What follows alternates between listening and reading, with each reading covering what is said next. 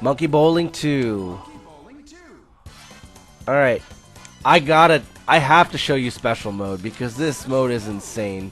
So you can do like regular bowling and it is just what it sounds like. It's really fun though. And then you can do special mode and I gotta show you special mode. How could you like how can I not demonstrate special mode? I'm gonna do the easiest one just because like there's no point in putting myself through more than that. Now it's just gonna be me. I don't have to play against any computers, so it'll be pretty simple. So you can see right off the bat this level's wobbly. Now if you press the A button pretty quickly, you can kind of center yourself a little better. I didn't quite do it well that time, but whatever. And then you have to add some spin on it.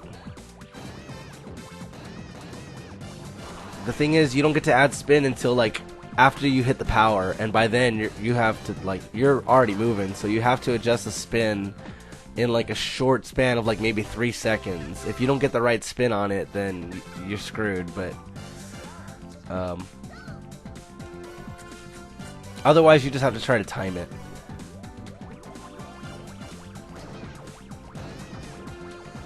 Oh well. Yeah, you know, rough kind of bumpy start, just like the first lane, but no man, it's fun. This is a fun level. I think I hit that pretty well. I might give it a little left spin.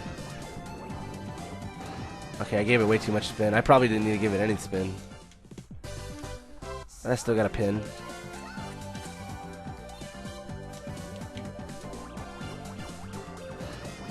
And I'm going to give it a little spin so I can stay kind of more centered. That was a much better go around. It's kind of hard to explain every little thing that's going on, especially if you've never played the game before, as far as like the little mechanics involved in the game, but you know, you could probably tell just by observing. You know, obviously you want to decide when to go, you have to angle it, and then you have to add the power, and then you have to add the spin. See, if you do it pretty quickly, you can generally stay pretty straight. I mean, it's just a matter of adding a little bit of spin.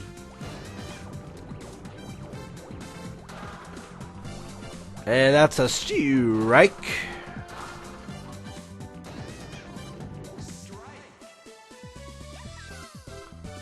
It's fun, man. I mean, I know I'm not really talking much because sometimes you just take in the game and you're like, holy crap, like, I'm just like so invested in this. It's pretty neat. Like, it's a fun game. It's really great to play with friends, too. And if you've never played this game, or if you have any way to play this game, like, at all, like, find a way to play it. Like, get some friends involved, because it's fun. Boom. Oh, well. Alright, this one. Now, this one, you can see that if you look at the lane, it's kind of, like, moving back and forth. So this one's kind of harder to time.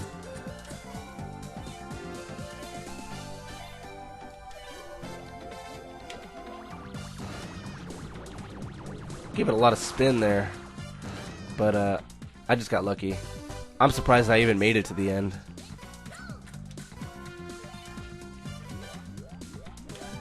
I really don't know what to do with this one. Well, at least I made it to the end. Some of these you just have to practice and you just kind of have to like figure out what's going on. I'm already like halfway done, so I might as well finish this.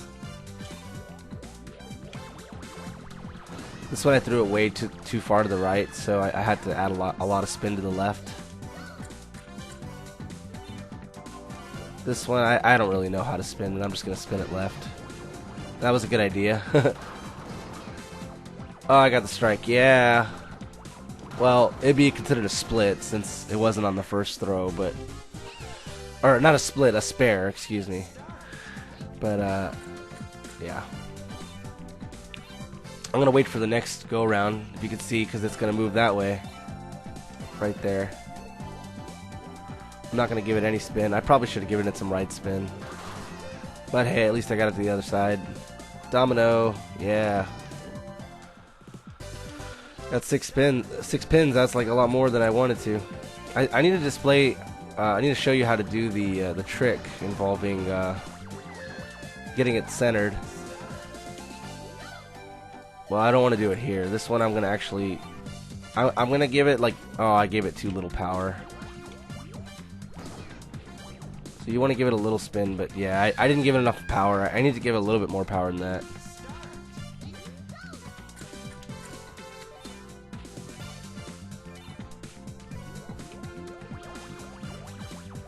And that gives it a little more left spin, and there you go.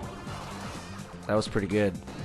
Yeah, so you throw it to the right, you spin it to the left, you give it some power so the ball will stay in motion. If you don't give it enough power, then the ball's going to fall off. Like, it's just going to roll right off to the left. Now this one is basically the same exact thing, except it moves.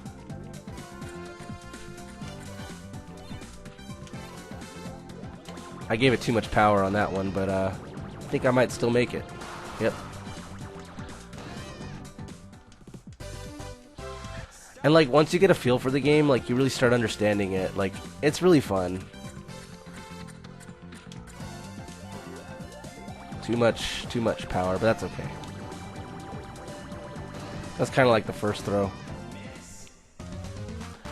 That's okay. All right, this one. Let's see if I can time it. I almost got it. This one you just want to spin a little bit.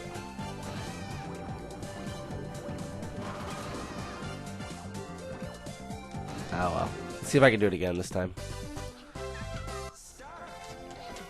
Oh, nope, that wasn't it. That wasn't it. Give it a little more to the left and a little less power. Well, what are you gonna do? Alright, that's it. That's Monkey Bowling. It's fun. There's other difficulties for special mode. Believe it or not, it gets even more challenging than that. Or you can just do standard bowling, which is also fun.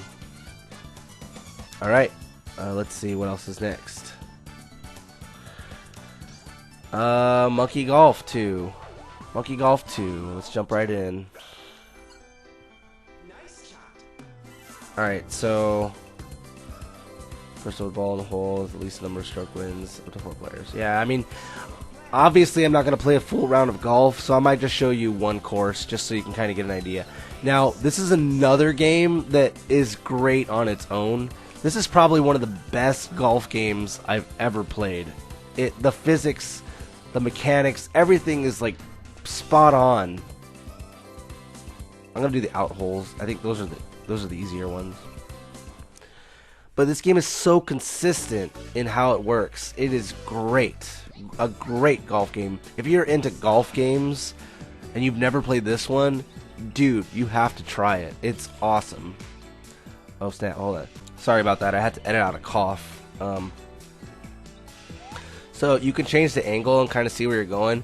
You want to pay attention to the wind and how the wind moves. So I'm going to move a little more to the right so that the wind can push me, because it's kind of pushing that direction 8.6 miles an hour. This is the farthest it can go.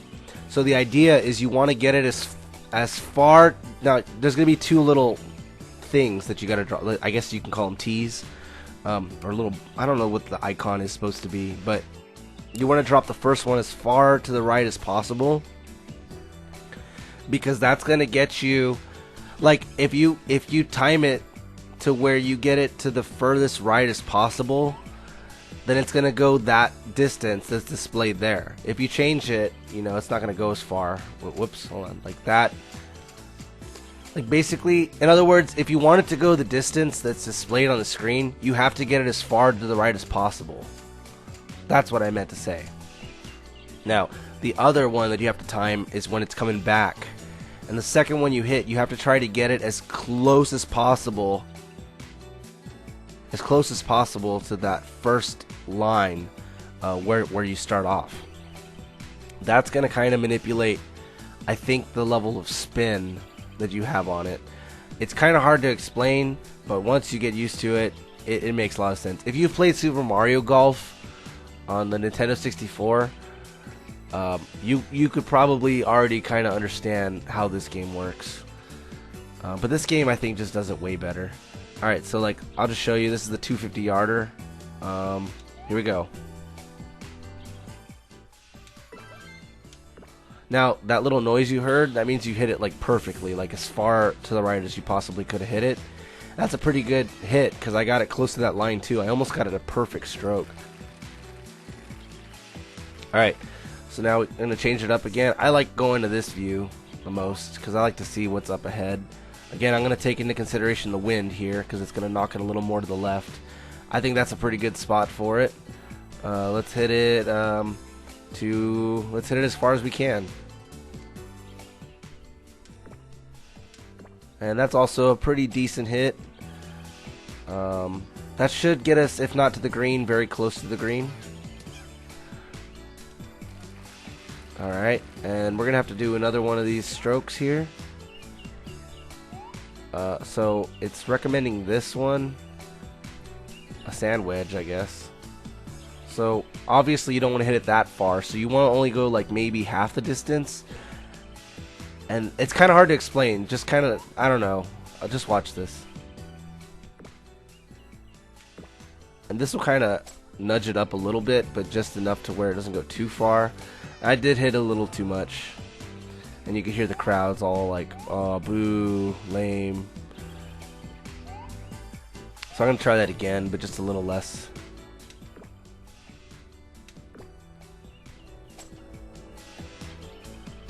That was much better. And I'm going to get a bogey, but whatever. This one you can kind of see. That's as far as it goes, so you only really want to go like maybe a third of the way. So I'm going to give it a little bit more. Maybe there should be good. I got a bogey, but you know, whatever. It's my first time in a long time, so you're just kind of readjusting. But that's basically how the game goes. It's really fun. I might do a frog play of this game. I might do several frog plays of this game because of just, like, you could spend a lot of time playing pool. You could spend a lot of time playing golf.